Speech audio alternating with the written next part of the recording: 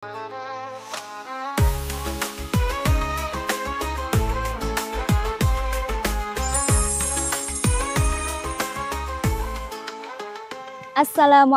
warahmatullahi wabarakatuh. Innal hamdalillah wa nahmaduhu wa nasta'inu wa nastaghfiruh wa na'udzu billahi min syururi anfusina wa min sayyiati a'malina. May yahdihillahu fala mudhillalah wa may yudlilhu fala hadiyalah. Asyhadu an la ilaha illallah wahdahu la syarikalah wa asyhadu anna Muhammadan abduhu wa rasuluh la nabiyya ba'dah. Puji syukur kita panjatkan kehadirat Allah Subhanahu wa Ta'ala yang telah memberikan kita kenikmatan, khususnya nikmat kesehatan, sehingga kita dapat bertemu kembali di bulan Ramadan ini. Salawat bertangkaikan salam kita panjatkan ke haribaan Nabi besar Muhammad Sallallahu Alaihi Wasallam. Allahumma sholli wa sallim wa barik alaihi. Bismillahirrahmanirrahim. Ya ayyuhalladzina amanu kutiba alaikumussyam kama kutiba 'alal ladzina min qablikum la'allakum tattaqun. Pada kesempatan kali ini, saya ingin mengajak kita semua untuk melakukan muhasabah atau refleksi diri di bulan suci Ramadan ini. Muhasabah adalah proses penilaian atau mengevaluasi diri kita sejauh mana kita akan melakukan ibadah puasa Ramadan ini dan sejauh mana ibadah-ibadah yang kita lakukan sesuai dengan ketentuan yang digariskan oleh Allah Subhanahu wa Ta'ala. Pertama adalah evaluasi niat dan tujuan kita. Pertama-tama, marilah kita merenungkan kembali niat kita dalam menyambut bulan suci Ramadan ini. Apakah kita menjalani ibadah puasa dan amal ibadah lainnya semata-mata karena Allah Subhanahu wa Ta'ala, atau mungkin kita hanya sekedar kebiasaan atau karena kita terbiasa untuk melakukannya yang biasa disebut dengan taklid, ikut-ikutan. Maka oleh karena itu, mari kita perbaiki niat kita karena Allah menginginkan ibadah yang dilakukan dengan penuh keikhlasan. Nabi Muhammad SAW pernah bersabda, qala Rasulullah SAW, innamal a'malu binniyat wa innamal likulli imri'in ma nawah. Sesungguhnya amal itu tergantung pada niatnya, dan seseorang akan mendapatkan sesuatu tergantung apa yang ia niatkan. Hadis riwayat Bukhari wal Muslim. Yang kedua adalah merenungkan keberadaan puasa. Qala Rasulullah sallallahu alaihi wasallam, kam min shaimin laisa lahu min siyamihi illa al-ju'i wal atash. Betapa banyak orang yang berpuasa tidak mendapatkan sesuatu apapun dari puasanya kecuali hanya haus dan dahaga saja. Hadis riwayat An-Nasa'i. Teman-teman yang dirahmati Allah Subhanahu wa Ta'ala, puasa bukan hanya menahan lapar dan dahaga saja, tetapi merupakan sarana untuk kita melatih kesabaran, menundukkan hawa nafsu, dan memperbaiki hubungan kita kepada Allah Subhanahu wa Ta'ala.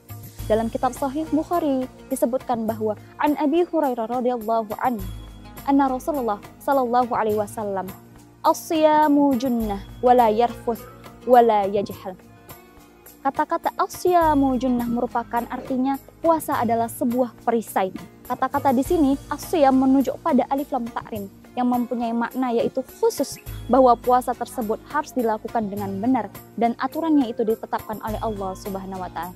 Maka puasa yang benar adalah puasa yang kita tunaikan akan membentuk sebuah perisai atau tameng dalam diri kita.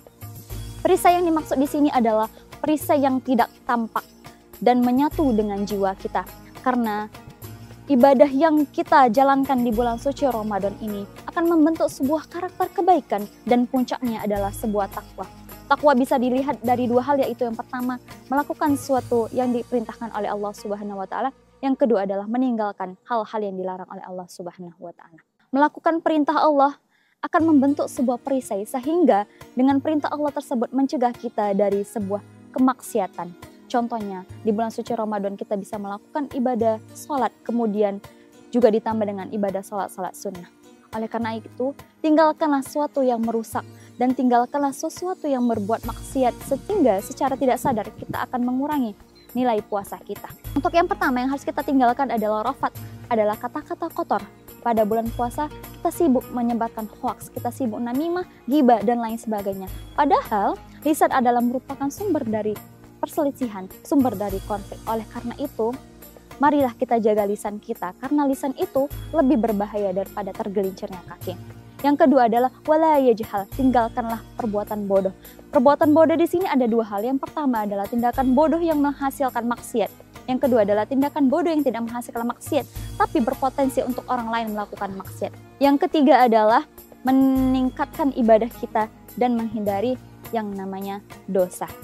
Oleh karena itu, di bulan puasa ini, marikah kita tingkatkan kualitas dan kuantitas kita dalam beribadah kepada Allah Subhanahu wa Ta'ala. Karena dengan kedekatan kita akan senantiasa terjaga. Dengan terjaga inilah akan menghasilkan sebuah perisai, sebuah tameng untuk meninggalkan yang namanya maksiat dan meninggalkan yang namanya keburukan. Karena apabila kebaikan itu tertanam dalam diri kita, otomatis keburukan-keburukan itu akan hilang. Yang keempat adalah meningkatkan kepedulian sosial. Bulan Ramadan ini mengajarkan kita untuk lebih peka terhadap sesama, terhadap kondisi orang lain dan terhadap kondisi orang-orang yang membutuhkan. Inilah saatnya untuk menunjukkan kepedulian sosial kita, baik melalui sedekah, zakat, ataupun yang lainnya. Ramadan bukan hanya menahan lapar dan dahaga saja, tetapi bagaimana kita untuk memaksimalkan ibadah untuk meraih ridhonya, agar ibadah kita lebih bermakna dan sesuai dengan syariat kita. Mari kita manfaatkan bulan Ramadan ini dengan penuh kesadaran untuk melakukan muhasabah diri. Semoga kita senantiasa menjadi pribadi yang lebih baik ke depannya, yang lebih dekat dengan Allah Subhanahu wa Ta'ala, dan lebih peduli terhadap sesama. Semoga Ramadan tahun ini menjadi momentum untuk perubahan yang lebih baik dalam hubungan kita dengan Allah ataupun dengan sesama. Semoga kita dapat menjalankan Ramadan ini dengan sebaik-baiknya dan menjalankan dengan penuh rasa syukur dan keikhlasan. Mungkin ini sekian dari saya. Wabillahi taufiq wal hidayah. Wassalamualaikum warahmatullahi wabarakatuh.